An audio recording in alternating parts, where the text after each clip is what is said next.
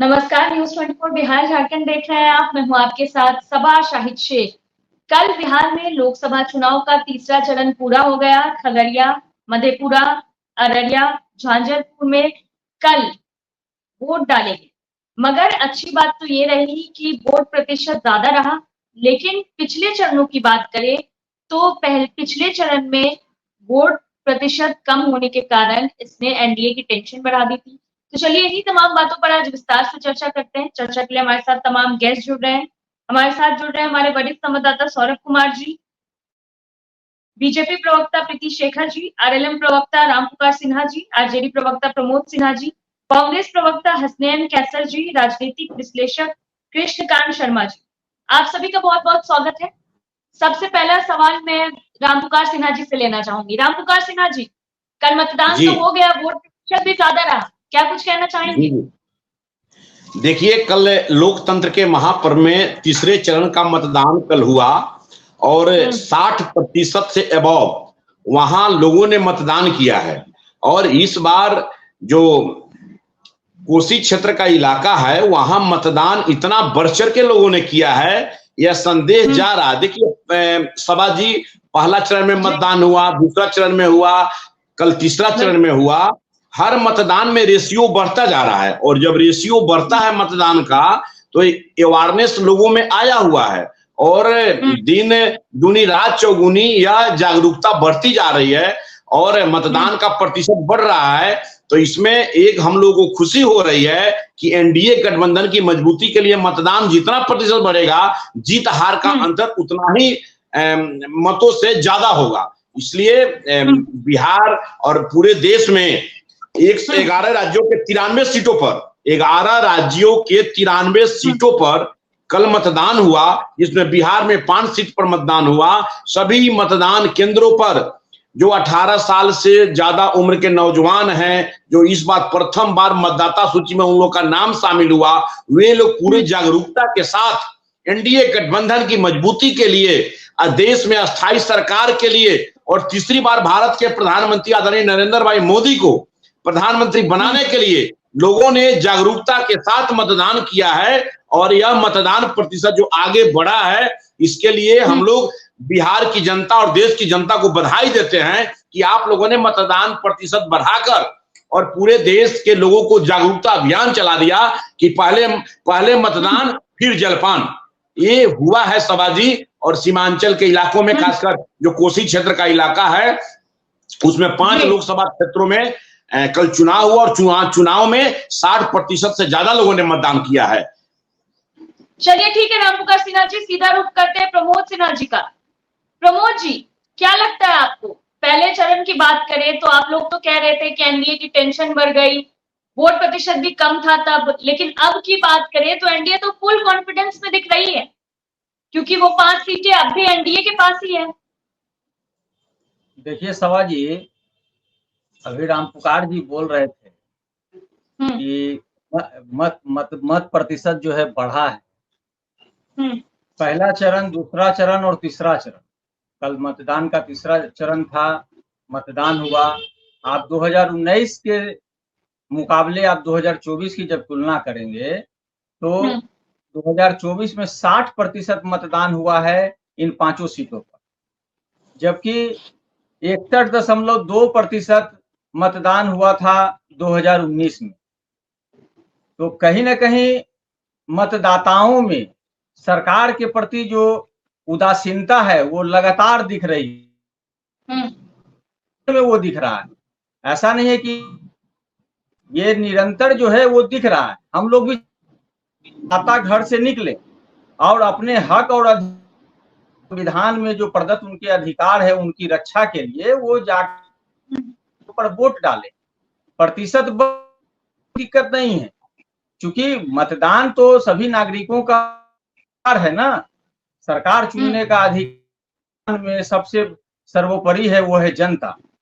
अब रहा कि देखिए कि तीनों चरण हमारे नेता आदरणीय तेजस्वी प्रसाद यादव जी ने कुल 107 जनसभाएं करने का काम किया और वो अपनी जनसभाओं में क्या कह रहे हैं वो अपनी जनसभाओं में 2020 बिहार विधानसभा के चुनाव में जो वायदा किया था और 17 माह की सरकार में जो उन्होंने काम करने का काम किया है, उन तमाम जो उनका कमिटमेंट था जिसको उन्होंने पूरा किया है, उन कमिटमेंट को लेकर के वो जनता के बीच में गए। दूसरी बात, जो जन वचन 24 जन वचन उन्होंने परिवर्तन पत्र के माध्यम से लाने का काम किया, जो केंद्र सरकार द्वारा 30 लाख जो रिक्त पद खाली पड़े थे, उसके अलावा 70 लाख नए पद सृजन करने की बात, यानी कि 1 करोड़ सरकारी नौकरी देने की बात उन्होंने कही है। इसके अलावा कई ऐसी घोषणाएं उन्होंने की है जनता के हित में, जैसे ओल्ड पेंशन स्कीम जो इन लोगों ने खत्म कर दिया था, मंडल कमीशन की शेष सिफारिशों को लागू करने की बात थी, गरीब परिवार की महिलाओं को प्रतिवर्ष 1 लाख रुपए सहायता राशि देने की बात है, सामाजिक न्याय और जातिगत जनगणना कराने की बात है। आरक्षण की सीमा देखिए बिहार में 75% की गई, महागठबंधन की सरकार ने इसको किया, उसी को केंद्र स्तर पर जब हमारी सरकार बनेगी तो उसका जातिगत जनगणना होगा और आरक्षण की सीमा को 75% बढ़ाया जाएगा। इसके अलावा आप देखिए ड्यूटी के दौरान अर्धसैनिक बलों के जवान को शहादत के पश्चात उन्हें भी शहीद का दर्जा दिया जाएगा। रेलवे का विस्तारीकरण और रेलवे में बुजुर्ग और बच्चों सहित अन्य वर्गों में जो रियायत था उसको पुनः बहाल किया जाएगा। फसलों का एमएसपी लागू किया जाएगा, 200 बिजली यूनिट फ्री दिया जाएगा, बिहार को विशेष राज्य का दर्जा दिया जाएगा, जो 2014 में इन लोगों ने वायदा किया था, वायदा से मुकरने का काम किया। महंगाई को देखते हुए 500 रुपये गैस सिलेंडर और स्पेशल पैकेज 160,000 करोड़ रुपया जो है एक लोकसभा पे लगभग 4,000 करोड़ रुपए आएंगे, उसको देने की बात हमारे नेता तेजस्वी प्रसाद यादव जी कर रहे हैं अपनी जनसभाओं में। तो लोगों का जो जन विश्वास है, वो जो आशीर्वाद है, वो तमाम जो है महागठबंधन के उम्मीदवारों को मिलने का काम हो रहा है। कोई भी, हम लोग तो बिहार के हित की बात कर रहे हैं, बिहार को विशेष राज्य का दर्जा देने की बात कर रहे हैं, जो ये लोग भूल चुके थे। 39 में 39 सांसद इनको मिले, उन्होंने अपने एक सेकेंड सभाजी हम खत्म कर लेंगे, उन्होंने अपने सांसद निधि का भी उपयोग ढंग से अपने क्षेत्र के विकास के लिए नहीं कर पाया। कहीं 25% राशि का उपयोग किया, कहीं 50%। अब बताइए ऐसे में जनता क्यों उन प्रतिनिधियों को दोबारा चुने जिनको चुन करके उन्होंने भेजा और उन्होंने काम नहीं किया। चलिए ठीक है मुझे, फिर आपके पास आएंगे। प्रीति जी का रुख करते हैं। प्रीति जी, तो क्या लगता है आपको एनडीए के जो मिशन है बिहार में क्लीन स्वीप वाला कि 40 में से 40, क्या हो पाएगा वो? बिल्कुल सबा जी, 3 चरणों के मतदान के पश्चात एनडीए और हमारी पार्टी के सभी लोग आश्वस्त हैं इस बात को लेकर कि हम लोगों ने जो एक लक्ष्य रखा था कि बिहार में 40 से 40 सीटों पर हम लोग जीत दर्ज करेंगे, हम लोग उसी ओर अग्रसर हो रहे हैं। और इसी का प्रतिफल है कि जब एनडीए के पक्ष में मतदान होता हुआ दिख रहा है तो लालू जी जैसे नेताओं के मुख से धर्म आधारित बयान निकलने लगे। अब उन्हें अचानक से आरक्षण की याद आ गई, जब उन्हें लगने लगा कि मुस्लिम वर्ग के एक बहुत बड़ा वर्ग, एक बहुत बड़ा तबका महिलाओं का है, युवाओं का है, जो पढ़े लिखे लोगों का है, उनका वोट एनडीए के पक्ष में जब होता हुआ दिखा तो लालू जी ने आरक्षण का शिगुफा छोड़ दिया। तो यह फ्रस्ट्रेशन दिखाता है, यह बताता है कि हम लोग अपने लक्ष्य की तरफ आगे बढ़ रहे हैं और जो इंडिया अलायंस है वो लोग लक्ष्य से कोसों दूर हैं।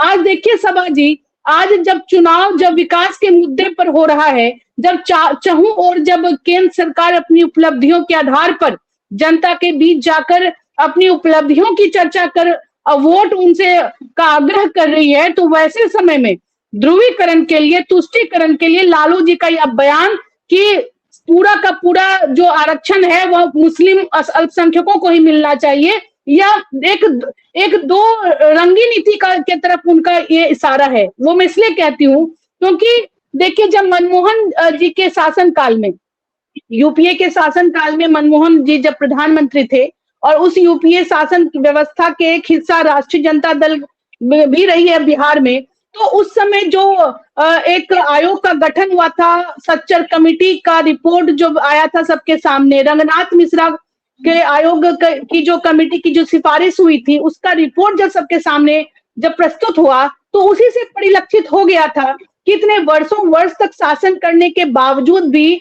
देश में मुसलमानों की क्या स्थिति है, और उस रिपोर्ट के आधार पर जो पिछड़ा वर्ग और ओबीसी वर्ग में भी अल्पसंख्यकों को अलग से आरक्षण, और उस अल्पसंख्यकों में भी मुस्लिम अल्पसंख्यकों के लिए अलग से आरक्षण व्यवस्था का उन्होंने एक प्रपोजल रखा, जो कि बाद में भारतीय जनता पार्टी ने भी उसका विरोध किया। और वो संविधान की धज्जी उड़ाती हुई रिपोर्ट थी, और उस पर सीखना चाहिए। जिन्होंने वर्षों वर्ष तक मुसलमान को सिर्फ अपने वोट बैंक की तरह इस्तेमाल किया, जब उनको सत्ता का लाभ मिला था तो उन्होंने अल्पसंख्यकों के लिए कुछ नहीं किया। और आज जब देश में नरेंद्र मोदी जी की सरकार है और सबका साथ सबका विकास, सबका प्रयास सबका विश्वास, इस मूल मंत्र के साथ जब प्रधानमंत्री आगे बढ़ रहे हैं, तो उसमें सबका मतलब सबका होता है। उसमें चाहे कोई भी जाति धर्म के लोग हों, सब लोग उसमें समाहित हैं। और जब हमारी विकास की प्राथमिकताएं अंतिम पायदान पर खड़े लोगों तक पहुंचने लगी, तब इंडिया अलायंस के लोगों को अपना वोट फिसलता हुआ नजर आ रहा है। और यह स्पष्ट संदेश है, संकेत है कि हम लोग बिहार में ही 40 के 40 सीटें नहीं जीतने वाले हैं, बल्कि उनका फ्रस्ट्रेशन यह इस ओर इंगित करता है कि हम लोग देश में भी 400 के पार सीट लाकर देश में फिर से नरेंद्र मोदी जी को प्रधानमंत्री बनाएंगे। तो देखिए सभा जी, यह एक अलग जो संविधान, जिस डॉक्टर भीमराव अंबेडकर जी की आदमकद प्रतिमा पर ये लोग पुष्प चढ़ाते हैं, आज उन्हीं के द्वारा प्रदत्त संविधान की लोग धज्जी उड़ाते हुए भी नजर आते हैं। जिस संविधान ने हमको धर्म के आधार पर आरक्षण या किसी अन्य बातों को करने की आजादी नहीं दी है, उस आधार पर ये लोग आगे बढ़ने की कोशिश कर रहे हैं, तुष्टीकरण की राजनीति कर रहे हैं। आपने क्यों नहीं, जब मौका मिला था उनको अपलिफ्टमेंट क्यों नहीं उनका किया?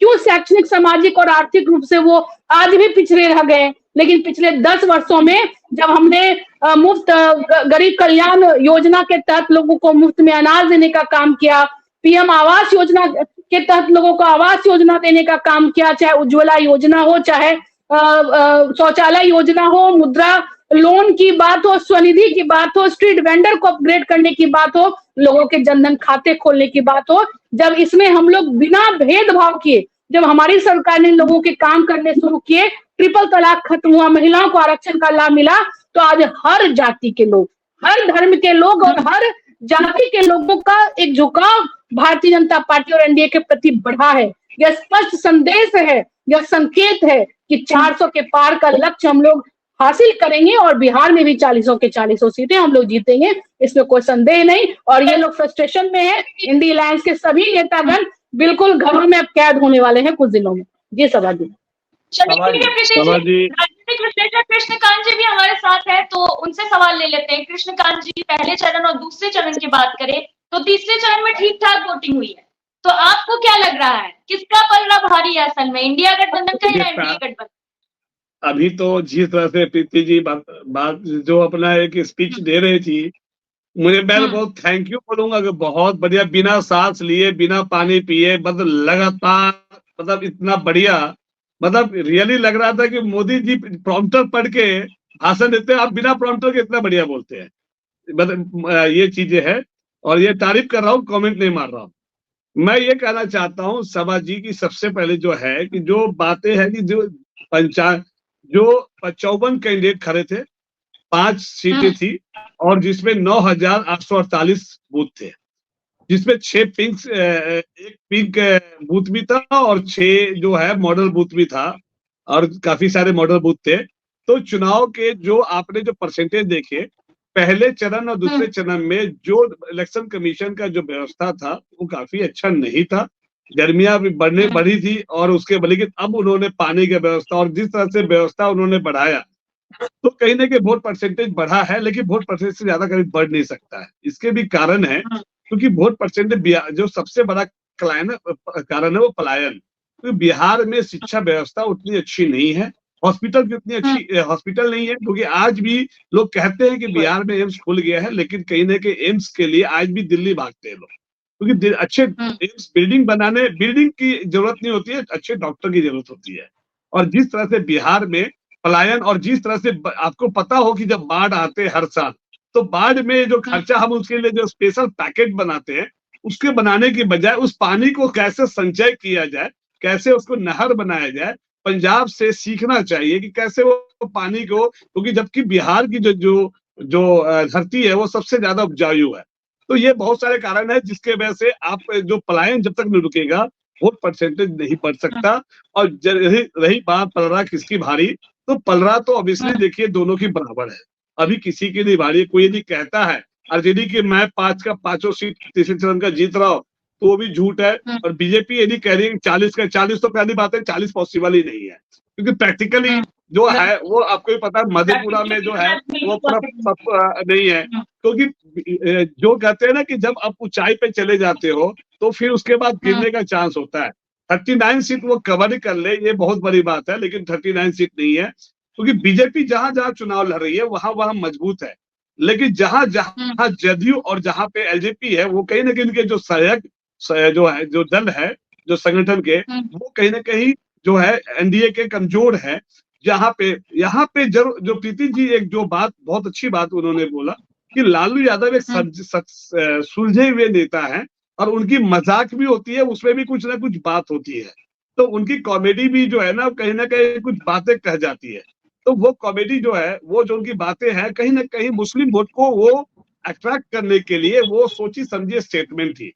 बट उनकी जो मीनिंग इंटरप्रिटेशन जो है वो गलत था। उन्होंने किसी ये नहीं कहा कि ओबीसी को कैसे हम ओबीसी के वोट खा जाएंगे, मतलब रिजर्वेशन खा जाएंगे या एससी एसटी के रिजर्वेशन खा जाएंगे। उनका ये कहना था कि मैं हालांकि ऑलरेडी मुस्लिम ओबीसी को तो धर्म के हिसाब से तो हमारे देश में है ही नहीं, संविधान में नियम ही नहीं है, जो है वो जातीय आधार पे है और जातीय आधार में ओबीसी ऑलरेडी लाभ उठा रही है। अब इसका क्या फायदा है, क्योंकि कहीं ना कहीं मुसलमान वोट जो है जनता दल यू और इसके द्वारा बीजेपी को भी इनडायरेक्टली मिल रहा था, जो सहयोगी घटक दल के द्वारा, वो उसको एकत्रित करने की एक रणनीति हो सकती है। बाद में उन्होंने भले सामाजिक स्तर को उन्होंने दूसरे स्टेटमेंट में चेंज किया, लेकिन सबसे बड़ी बात है सामाजिक आरक्षण की जो हम बातें करते हैं, आरक्षण किसको मिलेगा, क्या मिलेगा, कैसे मिलेगा। आरक्षण का जो लाभ है आपको पता है, बिहार से बाहर आप निकलते ही आपको ना तो ओबीसी है ना एससी एसटी है, क्योंकि आप दिल्ली या किसी जगह कर्नाटक जाते हैं तो वहां के लोकल लोग जो है वो एससी एसटी है ना कि ओबीसी है। हाँ, जो केंद्र सरकार की जो कोई नौकरियां है उसमें आप अपना लाभ है ना ले सकते हैं, आरक्षण का लाभ ले सकते हैं।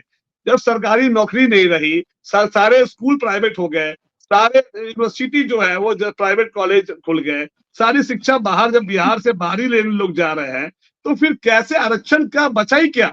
ये तो आरक्षण तो देखा जाए तो फॉरवर्ड को ज्यादा आरक्षण मिल रहा है, आप 50% से ज्यादा दे नहीं सकते, 27% ओबीसी को दे रहे हैं, आप जो है 15% जो है एससी एसटी को दे रहे हैं। तो आप ये देखो ना कि उनकी जो है जनरल कोटे में तो ज्यादा ही सीट है, क्योंकि सबसे ज्यादा संख्या यदि देखा जाए तो आप है ओबीसी, एससी एसटी, अल्पसंख्यक, उनकी संख्या ज्यादा है, वो उनके परसेंटेज जो है वो ज्यादा होने के बावजूद भी 50% के अंडर है।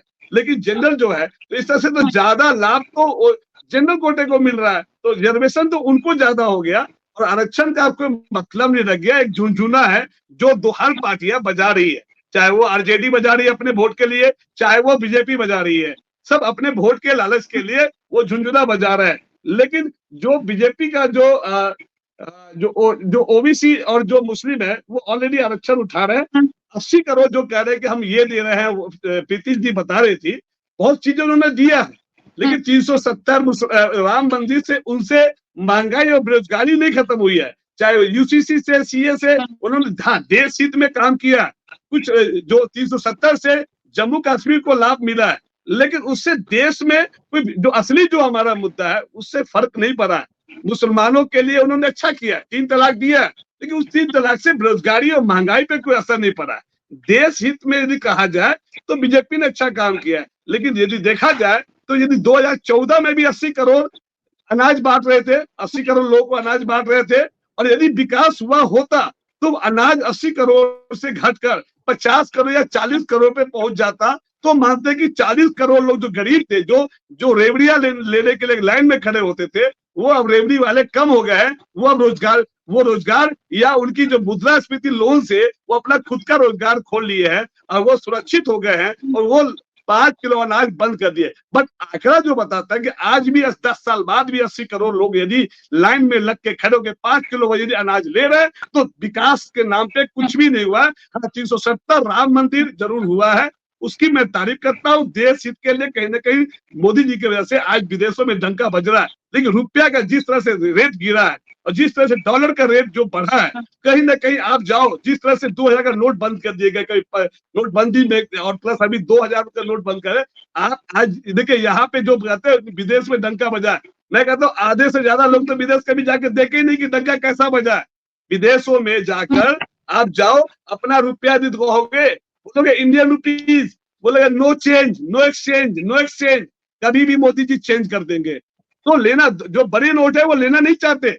आप जाओ, सिर्फ एयरपोर्ट पे आपको मिलेगा, एयरपोर्ट में सुविधा एक्सचेंज का, लेकिन आप यदि जाते हो, एशियन कंट्री की बात ले लो, यूरोपियन कंट्री की तो दूर की बात है, एशियन कंट्री की बात ले लो, तो वहां पे कहीं बहुत सारे आइलैंड है, वहां पे नहीं लेते। आपको यदि चेंज कराना ही है तो आपको एयरपोर्ट पे ही कराना पड़ेगा एक्सचेंज वाले से, वहां मिल जाता है। तो इंडियन रुपीस की वैल्यू घटी है, जो मोदी जी कहते हैं। मेरा यही कहना है कि आरक्षण जो है वो दोनों झुंझुना के रूप में यूज कर रहे हैं, जनता को बेवकूफ बना रहे हैं, बट जनता समझदार है। और पलड़ा जो है अभी किसी का नहीं क्लियर कह सकते हैं, दोनों का भारी है, दोनों पार्टियां, दोनों गठबंधन अच्छे से चुनाव लड़ रहे हैं, और ये 4 जून से पहले अभी कुछ भी स्टेटमेंट देना वाजिब नहीं होगा। चलिए ठीक है कृष्णकांत जी, प्रमोद जी का रुख करते हैं। प्रमोद जी, प्रीति जी तो साफ कह रही थी कि आप लोग टेंशन में आने वाले हैं, घर में बंद होने वाले हैं, इतना फुल कॉन्फिडेंस है उन लोगों को? तो देखिए, प्रीति जी के कई बातों का जवाब जो है विस्तार पूर्वक कृष्णकांत जी ने भी देने का काम किया है। जो बेसिक नीड्स जो है देश का, उसके बारे में उन्होंने चर्चा किया। प्रीति जी के कुछ बातों का हम जवाब दे देते हैं। जैसे उन्होंने कहा कि तीसरे चरण में हम हार रहे हैं, इसलिए हमारे नेता आदरणीय लालू प्रसाद यादव जी ने, आपने देखा कि मीडिया का एक वर्ग उनसे पूछा क्या क्या मुसलमानों को आरक्षण मिलना चाहिए, उन्होंने कहा मिलना चाहिए। पहली बात उन्होंने क्या कहा, देश का संविधान क्या कहता है? देश का संविधान कहता है कि आरक्षण जो मिल रहा है वो सामाजिक स्तर पर मिलेगा, जो सामाजिक असमानता है उसके आधार पर मिलता है। तो आप देखिए बिहार में कितना, मतलब हमारे नेता कल लालू जी इतने समझे हुए नेता है, कल की जो पहली स्टेटमेंट देखा जाए तो कहीं ना कहीं वो उससे गठबंधन को नुकसान हुआ होगा। गठबंधन को, जो आप अपना बिहार का फायदा देख रहे हैं, लेकिन उसकी वजह से बाकी राज्यों में कांग्रेस को कितना नुकसान झेलना पड़ा होगा, वो आप अपना सिर्फ बिहार की फायदा देखना चाह रहे हैं। कृष्णकांत जी, आपकी बात का हम जवाब देंगे। वही तो कह रहे हैं कि देखिए पहला और दूसरा चरण का जो मतदान हुआ, उसके बाद प्रधानमंत्री नरेंद्र मोदी जी का भाषा बदल गया। वो हिंदू मुसलमान पे आ गए, हिंदुस्तान पाकिस्तान पे आ गए। मेन मुद्दा गायब हो गया। मेन मुद्दा गायब हो गया। उसके बाद जो है ये सिलसिला चल पड़ा। अब देखिए उसके बाद उन्होंने एक मुद्दा को पकड़ा कि जो ओबीसी और इन सबों का जो आरक्षण है उसको छीन करके मुसलमानों को दे दिया जाएगा। बॉल तो फुलटस बॉल तो आपने दिया ना, कर्नाटका से स्टार्ट करके आपने बिहार में दिया। आपने बैठे बैठाए विपक्ष ने ही तो मुद्दा दिया, मतलब मोदी जी को ये बोलने की तभी तो जरूरत पड़ी। फुलटस बॉल दे दिया सिक्का मारने के लिए आपने। कृष्णकांत जी, आप समझिए, जो आप कर्नाटक की बात कर रहे हैं अभी उन्हीं के सहयोगी हैं, उनके साथ में है, पहली बात समझिए। और 1974 में एलजी हवानूर की अध्यक्षता में शुरू हुए पिछड़ा वर्ग आयोग की रिपोर्ट पर आधारित है। चिन्नप्पा रेड्डी आयोग ने 1994 में 4% आरक्षण देने की सिफारिश की थी। इसको समझने की जरूरत है, कोई आयोग ने दिया था, उसके बाद सरकार ने उसको लागू किया, और आज जो है वो उनके साथी हैं। उसके बीच में कई बार जो है उनका सरकार आया, राज्य में भी आया और केंद्र में तो 10 वर्षों से है ही, आपको पता है, लेकिन उस पर उन लोगों ने आपत्ति नहीं किया। देखिए दिक्कत कहाँ इन लोगों को हुआ है कि बिहार में एक लंबे संघर्ष के बाद 2014 से लगातार हमारे नेता आदरणीय लालू प्रसाद यादव जी संघर्ष कर रहे थे कि जातीय जनगणना की रिपोर्ट, जो 2011 में जातीय जनगणना, जिसमें जनगणना में जो जाति शब्द को जोड़ करके जो जनगणना कराया गया था, उसके रिपोर्ट को प्रकाशित करने की मांग को लेकर के वो कह रहे थे।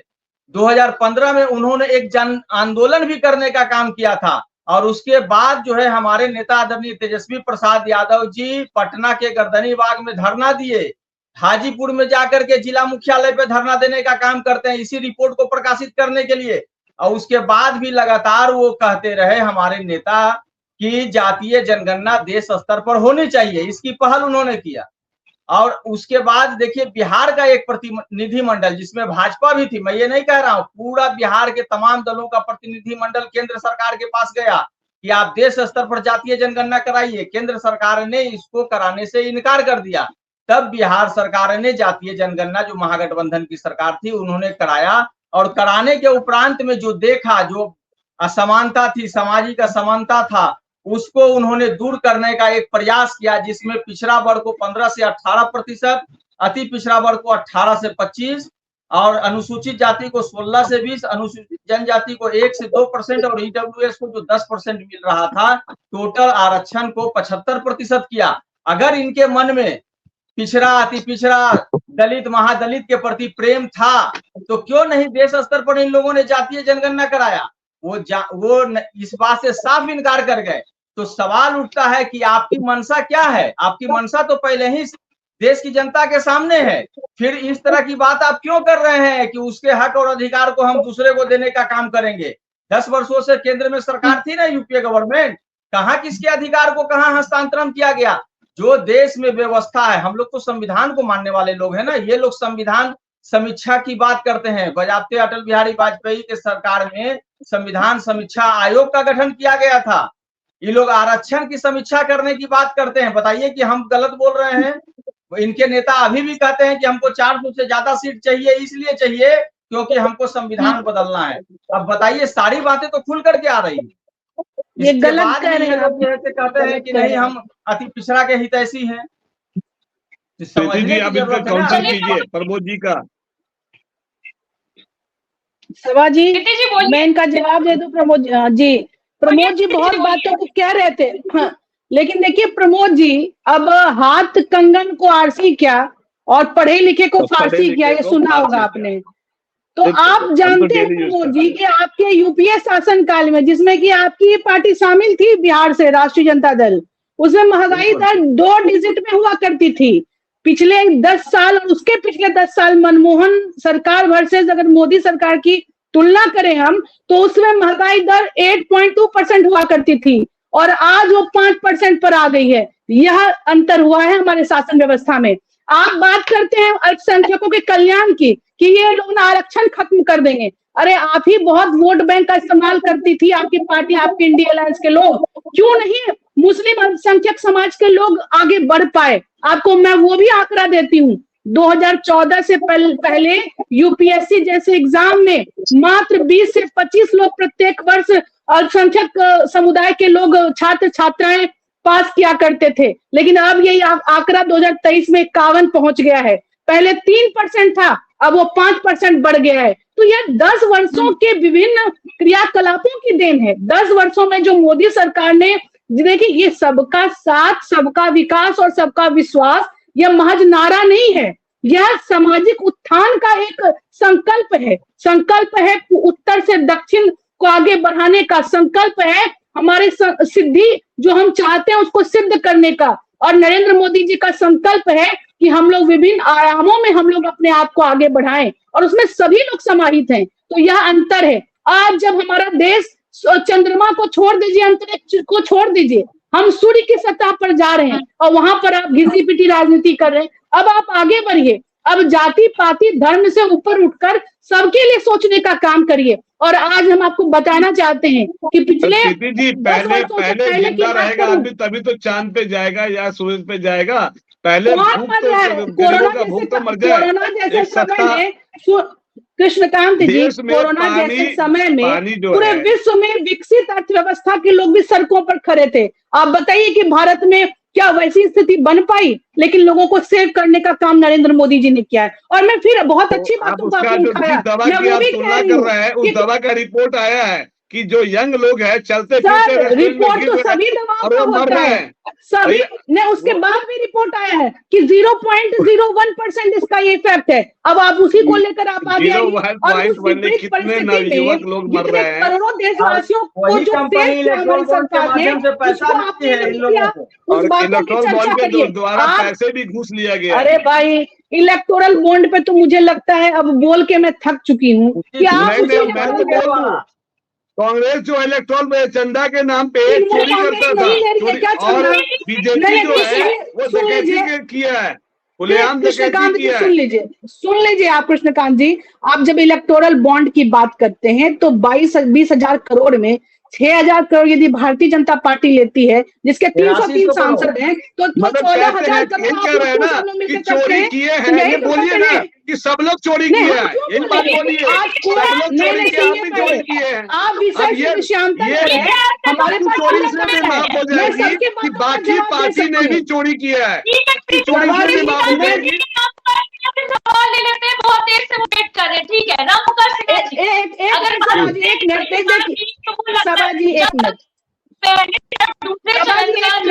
बात को कंप्लीट कर लूं। सभा जी आपकी आवाज क्लियर नहीं आ रही है। सभा जी, हाँ क्या पूछ रहे हैं? आवाज आ रही है आपको? जी हाँ बोलिए। जी, मेरा सवाल ये है कि अगर पहले और दूसरे चरण की बात करें तो जैसे कि वोटिंग प्रतिशत कम थी, तो फिर नीतीश कुमार चुप बैठने वालों में से तो है नहीं, वो तैयारी में जुट गए थे, तो क्या आखिरकार उनकी मेहनत रंग ले आई? उन्होंने कभी कहा था कि घर में जाके अपील करने, वोट देने के लिए लोग। बिल्कुल सभा जी, लोकतंत्र में यह अधिकार है कि हम अपने मतदाताओं के बीच जाकर अवेयरनेस करें, कि जाकर अपने मत के अधिकार का प्रयोग करें। देखिए हमारा इंडियन कॉन्स्टिट्यूशन में जो हमारा संवैधानिक मौलिक अधिकार है, हम अपने एक वोट से देश की तस्वीर बदल सकते हैं, देश का इबारत लिख सकते हैं, देश का संविधान हम लोग के एक वोट से बहुत कुछ हो सकता है। इसलिए हम लोग ये कहना चाहते हैं कि लोकतंत्र के महापर्व में यह देश का चुनाव हो रहा है, देश में अस्थायी सरकार बनानी है, देश में प्रधानमंत्री का चुनाव करना है, तो यह बहुत बड़ी चीज है। यह लोकतंत्र का महापर्व जो अभी संसदीय चुनाव हो रहा है, और इसमें वोट प्रतिशत जो बढ़ा है, यह वोट प्रतिशत वाकई में बिहार समेत पूरे देश में बहुत ज्यादा जागरूकता है। मैं आपको एग्जाम्पल देना चाहता हूं, हमारा पड़ोसी राज्य है असम, असम में 75% लोगों ने वोट दिया है। 75% लोगों ने वोट दिया है। बिहार का प्लान के बारे में भी कुछ बोलिए कि बिहार में प्लान कब खत्म होगा? कृष्णकांत भाई, बहुत दिनों के बाद हम लोग एक साथ बैठे हैं, लगभग 3-4 माह के बाद हम लोग बैठे हैं डिबेट में। मैं आपको बता देना चाहता हूं कि 2005 से पहले और 1990 के बीच का जरा इतिहास याद की, जो खौफनाक मंजर वाली सरकार, जहां मजदूरों का पलायन कितना होता था। आज गरे मुर्दे कब तक उखाड़ेंगे? गरे मुर्दे नहीं उखाड़ने की बात नहीं है। मैं गरे मुर्दे मेरे पापा जी कम्बल होकर सोते थे, और मैं अभी मखमल की रजाई लेके ओढ़ रहा हूं। आईनों में दिखाना पड़ेगा। आज जो तेजस्वी कृष्णकांत जी, आज जो मेरे छोटे भाई यादव जी तो बोलते हैं कि पहले वो अपने माता पिता के सरकार वाली का एनालिसिस करके बिहार की जनता को दिखावे। आज नीतीश कुमार जी के शासनकाल में 18-19 वर्षों के शासनकाल में बिहार में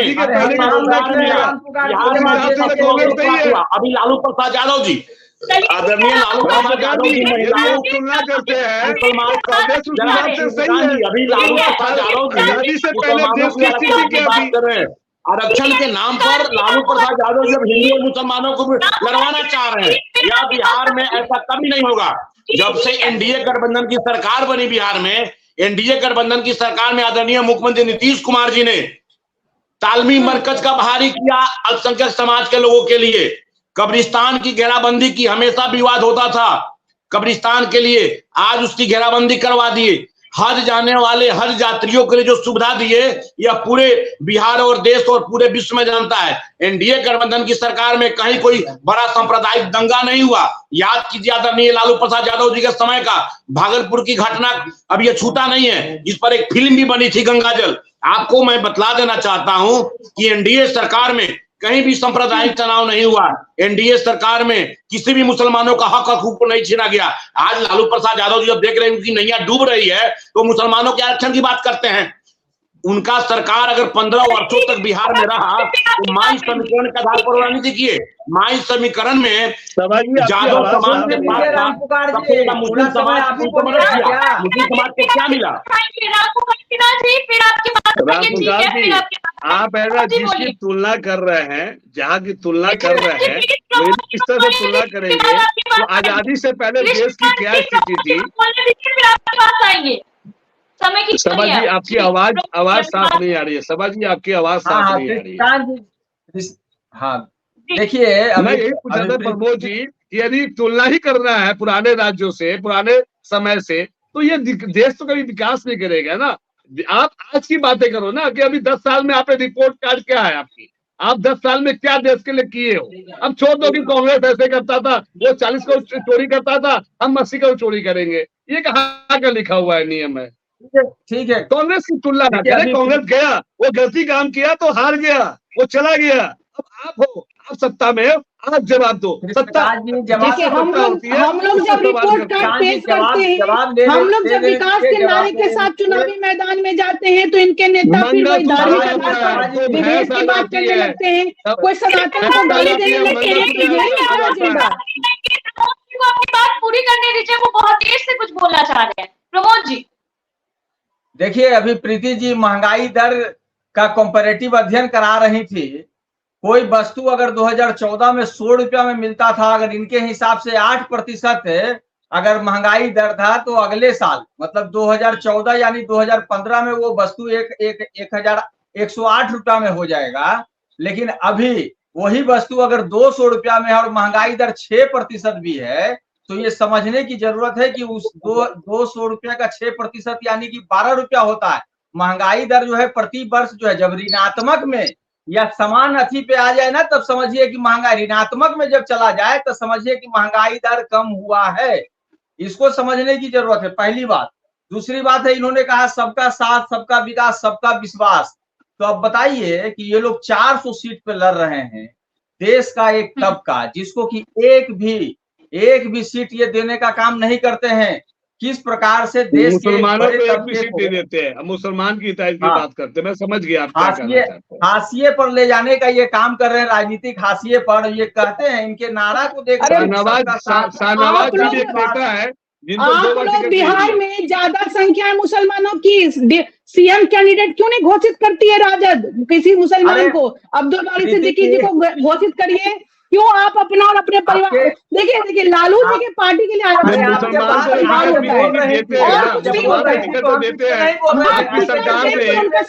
सरकार ने एक भी कुशवाहा को वोट नहीं दिया, टिकट नहीं दिया। आपके नेता कौन है बिहार में? सम्राट चौधरी जी, एक भी कुशवाहा को टिकट दिया? उन्होंने आज दिया। आप बात करते हैं एक मुसलमान को हमारे देश में कितने स्टेट डिप्टी सीएम कुशवाहा समाज के हैं।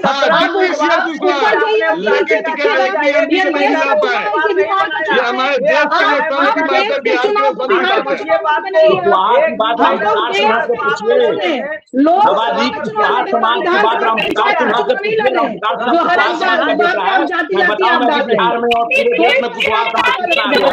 बोलिए ना, मुसलमानों को आपने टिकट दिया है। जनता को कुछ समझ में नहीं आएगा, कोई भी आप लोग अपनी बात रख नहीं पाएंगे तो कोई मतलब नहीं बनेगा। मैं समझिए, मैं 10 सेकंड में सवाल करके रामपुकार जी से भी कर लेता हूँ। यदि आप रामपुकार जी, आज सम्राट चौधरी, आपको लगा कि जब हमें कुशवाहा का वोट चाहिए तो आपने सम्राट चौधरी को अध्यक्ष बना दिया। जब सम्राट चौधरी के साथ साथ उपेंद्र कुशवाहा जी भी आ गए तो आपको लगा कि अब हमें जरूरत नहीं है, तो सारा वोट ही आ गया। इसीलिए एक भी टिकट आपने, लेकिन कुशवाहा समाज को आपको टिकट भी देना चाहिए था। 17 में से आपने किसी को नहीं दिया। तो ये देखिए, उन्होंने श्रवण कुशवाहा को दिया, मुसलमानों को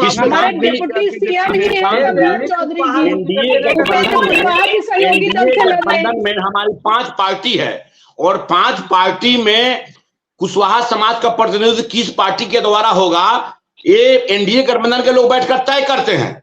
और अभी मैं बता दूं कि हमारे एनडीए गठबंधन में भारतीय जनता पार्टी के प्रदेश अध्यक्ष कुशवाहा समाज का है, मेरे बड़े भाई समाज चौधरी जी, मुसलमान को हमारे मुख्यमंत्री बनाएंगे तो उनका प्रॉब्लम है। हमारे राष्ट्रीय स्तर के नेता, हमारे पार्टी के राष्ट्रीय अध्यक्ष, भारत सरकार के पूर्व मंत्री, इन्होंने चारों सदनों को देखा। आदरणीय उपेंद्र कुशवाहा जी कुशवाहा समाज के बड़े नेता है देश स्तर पर, राष्ट्रीय स्तर पर, जिनकी एक पहचान है उपेंद्र कुशवाहा जी का। उपेंद्र समाज के लोग जनता दल में 3 टिकट, सिवान से विजय लक्ष्मी जी, पूर्णिया से संतोष कुशवाहा जी, मैं बतला रहा हूँ इनको। समय की कमी है, समझिए प्रीति जी। अब 13 मई को चौथे चरण की चुनाव है, तो तैयारियां क्या है एनडीए गठबंधन की? देखिए, एनडीए गठबंधन और खासकर भारतीय जनता पार्टी के लिए चुनाव कोई वन शॉट डील नहीं है कि आज चुनाव आएगा और हम चुनावी मैदान में होंगे और हम आज प्रिपेयर होंगे। हमारे लिए ये 24/7 और 365 डेज का हमारा एक टास्क होता है। भारतीय जनता पार्टी एक सांगठनिक बेस्ड पार्टी है, कैडर बेस्ड पार्टी है, और हमारा काम निरंतर चलता रहता है। हमें जब मौका मिलता है तो हम अपने काम की बदौलत हम लोगों के बीच जाते हैं। हमें जब मौका मिलता है तो हम बहुआयामी सोच के साथ, सर्वांगीण विकास की सोच के साथ हम जनता के बीच जाते हैं, और जो हम कहते हैं, जो हमारा कमिटमेंट होता है, उसको हम पूरा करने के बाद हम जनता के बीच जाते हैं। तो इसीलिए हमें कोई संदेह नहीं है, जरा भी यह कहने में कोई संकोच नहीं है कि बिहार में सभी चरणों के मतदान के बाद जो 400 सीट का जो परिणाम होगा वो एनडीए के पक्ष में होगा। वो नरेंद्र मोदी जी को जीत की हैट्रिक लगाने के लिए होगा और देश में फिर से नरेंद्र मोदी जी को प्रधानमंत्री बनाने के लिए होगा। सभा जी, चलिए, बहुत बहुत शुक्रिया आपके हमारे साथ जुड़ने के लिए, धन्यवाद। दरअसल तीसरे चरण का चुनाव भी हो चुका है बिहार में। अब चौथे चरण के लिए दोनों इंडिया गठबंधन हो या एनडीए गठबंधन हो तैयारियों में लगी हुई है। हालांकि 4 जून को यह फैसला होगा कि बाजी कौन मारता है। इन जीत इंडिया गठबंधन के खाते में आती है या एनडीए गठबंधन के खाते में। हालांकि अगर बात पहले और दूसरे चुनाव की करें तो तीसरे चुनाव में भी वोट प्रतिशत तीसरे चुनाव में बढ़ा है, जो कि पहले और दूसरे चुनाव में कम था। हालांकि अब जो कि 13 मई को चौथे चरण का लोकसभा चुनाव है, तो उसमें ये देखना दिलचस्प होगा कि चौथे चरण के चुनाव में क्या कुछ रहता है। फिलहाल के लिए इतना ही। देखते रहिए न्यूज़ 24 बिहार झारखंड। अगर आपको ये वीडियो अच्छा लगा तो इसे लाइक, शेयर और सब्सक्राइब जरूर करें। आप अपनी राय हमें कमेंट करके भी जरूर बताएं। नमस्कार।